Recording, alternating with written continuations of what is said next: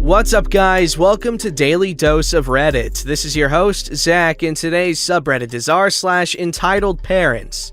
This story is called Halloween Tradition Ruined by Entitled Parent and Entitled Kid. This happened over 10 years ago, so some of the dialogue may not be word for word, but it was the actions that are key to the story. Me and my wife don't have any children. We were not able to have any due to health reasons, but we used to live in a suburb which had many families with small children. What we would do each year is go all out on Halloween for the local children. It is a way we give back to our community and have fun while doing it. We probably have enough Halloween decorations and animatronics to supply a couple haunted houses with stuff left over. So we try to do something every year for the kids and dress up to hand out candy. It is our favorite holiday. Each year we would divide the decorations. In the backyard we had strobes, scary music, fog machines, several animatronics, and it was pretty cool but intimidating to some of the smaller children. Some kids would cry out of fear if their parents suggested going through the backyard to get candy. In the front yard we had some more tame decorations, and my wife was dressed up handing out candy. In the backyard, I had a huge candy dish set up, but I was hidden out of sight controlling some of the effects and animatronics. This year we had 20 pounds of candy, 4 5-pound bags, split between the front yard and the backyard. After the first year of setting up the elaborate displays, our house became the must-see attraction on Halloween, and we learned very quickly that it is always better to have too much candy than too little. We would do something extra special for the kids that were first to show up. One year it was king-sized candy bars for the first 10 kids. Another year we gave candy and $1 coins. This year we were feeling generous, so we decided $5 to the first 10 kids, which was split between the front yard and back. My wife had 5 $5 bills she handed out, and I had 5. I chose to lay out 5 regular-sized candy bars with $5 bills taped to each one, and set them up in front of the huge bowl of candy which had both 5-pound bags emptied into it. Now, I should point out that we never had any issues in previous years. I always used the honor system in the backyard, allowing the kids to get their own candy, and my wife would hand it out. The kids had a great time and were always respectful. We actually garnered a lot of thanks from our neighbors for going all out for the kids. The kids who enjoyed it and would go out of their way to do nice things for us in return, such as shoveling our driveway, cutting our grass, etc. Okay, back to the story. This particular year, it had gotten dark before the kids started trick-or-treating, so I took advantage of the darkness with some of the more stealthy animatronics. Ones that moved but were hard to see because they were not lighted, like snakes, spiders, and bats. From the sidewalk, kids that were not scared or wanted to be scared would walk down a small path around a few trees where I had let the grass grow close to knee-high, which helped camouflage the strobe lights and fog machines. I would have a few small outdoor speakers playing some kind of creepy or scary sounds or music as the kids would walk down the path to a clearing in front of our shed where we had this huge creepy-looking wicker chair with a motion-triggered zombie that sat in it. You would have to pass in front of the zombie to get to the table, which had the candy and a sign stating that we use the honor system, please take 1 piece of candy. Well, the first kid showed up, a boy about 8 or 9 years old, his 4 or 5-year-old sister with their mom. It was not uncommon for kids to be accompanied by their mom or dad if they dared to go into the backyard. Both kids took one look down the dark path and chose to go to the front yard for candy. This continued for about 10 minutes before a kid about 13 or 14 gathered up the courage to come down through the backyard. Yes, I scared the crap out of him, but when he made it to the table, he just stood there. I wasn't sure if he was still shook up from the zombie jumping up because he just stood at the table for a moment, afraid to take any candy. This happens a lot too, because they think something will grab them if they touch the candy. One year we used the candy bowl with the hidden hand that would do just that, but not this year. I set down the controls and stepped out from the shadows, which scared him again. I was wearing a long black cloak and black gloves and skeleton face makeup to assure him that he could take one of the $5 candy bars. He grabbed it and quickly ran back up the path to what I guess was a younger brother who had received candy from the front door. Me and my wife had a system to communicate when someone would take one of the $5 candy bars, so we could make sure no one would go to the backyard and then try to go to the front yard. I would flip the floodlights on the corner of the house, which she could see. We had a sign along our wooden fence that pointed out that you could choose the scary path or the less frightening front door, so parents didn't have to take small kids into the backyard and leave with them crying from being scared. It was probably 5 minutes before 2 kids that looked about 10 or 12 years old came through the backyard together. They walked slowly, teasing each other along the way, jumping and screaming out of fear occasionally when one of the bats or spiders or other animatronics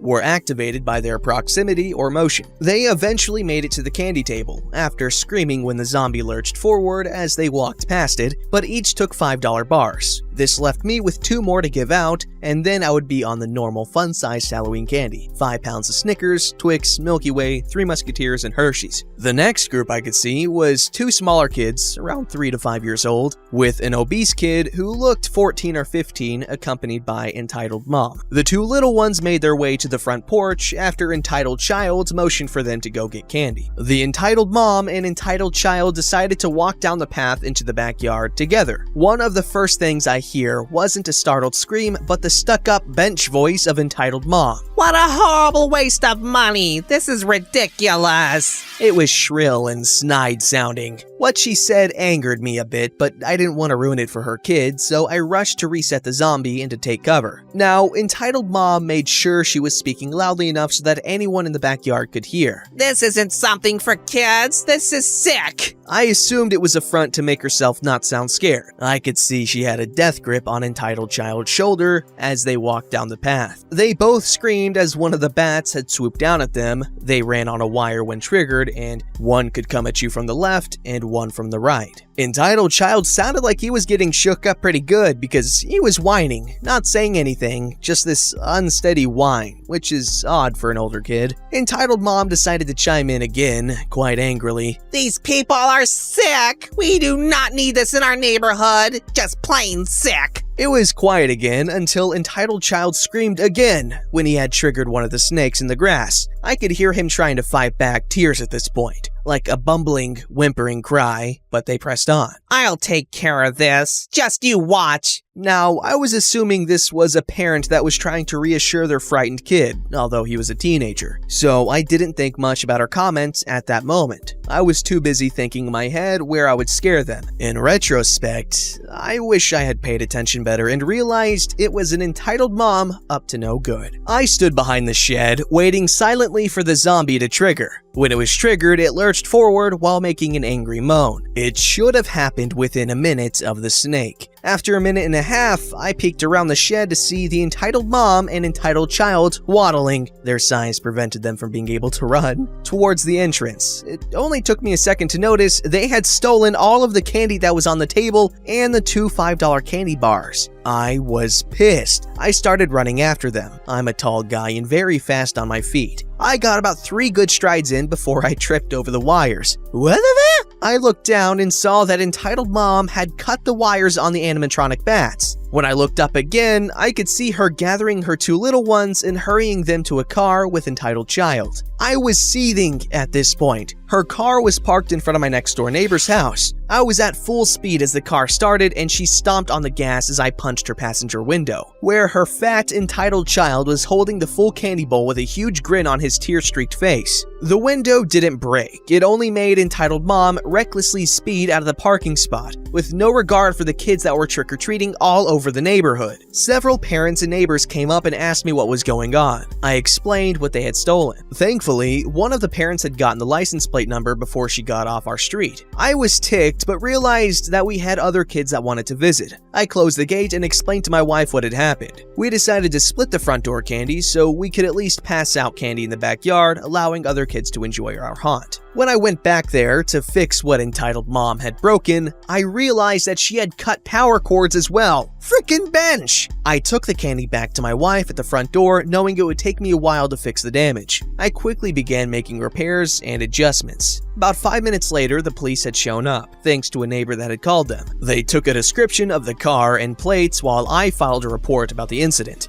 By the time I had finished with the police, the 2-hour trick-or-treating had ended. My wife had about a half a bowl of candy left, and she said she might have seen about 100 kids. I had seen 3 and 2 thieves who ruined the rest of the night for the other children that wanted to attend. We had considered holding over for another night and allowing kids to come again, but unfortunately the weather had gotten cold and very rainy, which plays hell on our animatronics. It was a few days before the cops had located Entitled Mom. She lived almost 30 miles away and brought her kids to my neighborhood because they had heard the rumors about our mini haunt. She and her son were charged with destruction of property, vandalism, and criminal mischief. Apparently, several cops' kids were supposed to attend but never got the chance after Entitled Mom and Entitled Child, which angered several officers. Entitled Child was charged as a minor. The police also recommended I also file a lawsuit in civil court for the damages, which I gladly did. The fallout. In courts, Entitled Mom and Entitled Child tried to claim that I was bringing Satanism into the community, a community she didn't live in,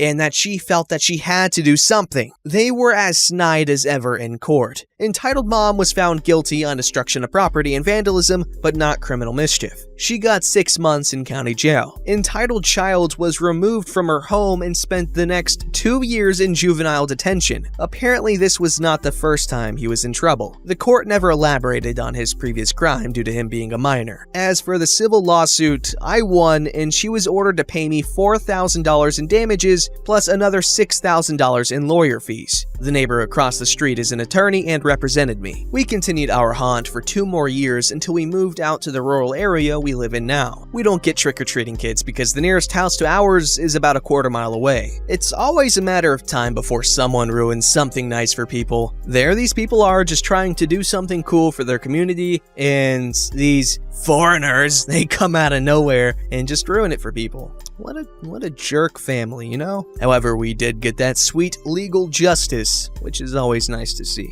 This story's called Entitled Kid Gets Instant Karma Slapped in the Back of His Face. Literally. I'm a 13-year-old male, and English is my first language, and I'm on mobile. Okay, let's go! So a little bit of backstory. I like to go to the skate park with my friends every once in a while to ride my scooter. Skaters, please don't hate me! Because the community is really nice and is pretty fun overall. Really awesome stuff. My specific wheels, important later, are called Honey Cores. They are really good, but not really built to last that long. And I was waiting for it to dehub soon. Dehub is for the rubber of the wheel to get ripped off. Now let's get to the story. I was riding a part of the skate park so that you would end up at the same place every time. That place is a good place to perfect your tricks. Here enters Entitled Mom and Entitled Kid. Entitled Kid looked to be around 8 to 10 years old. Look, Mom, his scooter is rainbow.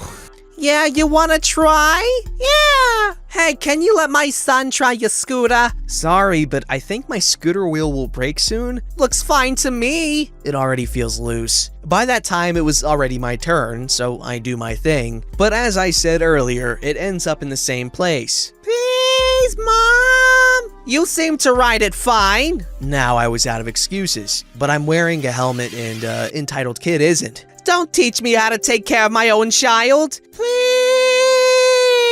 Then it was my turn again, but this time I failed what I was trying, so my scooter was on the floor, but away from me. Entitled Kid takes my scooter and starts riding away from me. Hey! He ignores me. Entitled Mom had a smirk on her face now. Entitled Kid started trying power slides, basically a drift. Luckily, he wasn't strong enough and his power slides were only a few inches long. I didn't want my wheels to dehub. I wasn't chasing him though, because he had to come back to his mom sometime. But then my luck ran out, and Entitled Kid did a 90-degree power slide, clockwise, and started falling backwards. He hit his head on the hard concrete floor. Oh no! I started running to see if Entitled Kid was okay. Just kidding. I went to see if my wheel had dehubbed. It had. I brought my scooter to my bag and sat down. I felt kinda sad since I bought it with my pocket money. Why didn't you help up Entitled Kid? By then, I just picked up my headphones and started listening to XXXTentacion because that's what my mood was. Luckily, my friends were nice enough to all leave the skate park together, and we went to one of their houses, so the fun didn't stop that day. So that was my first, and hopefully last, encounter with an entitled mom. Okay, this was really well written for a 13-year-old, because usually when a 13-year-old writes a Reddit post, it's horrible. I'm just being honest. But this was good, and it was funny. You need to write more. Okay, seriously, this guy was good, despite him being a scooter kid. Yes, I have a prejudice against scooter kids, because they are, indeed, typically very much annoying. Skater gang, rise up! I'm kidding, I haven't skated in like 4 years maybe. Don't forget to like, subscribe, and hit that bell to never miss an episode.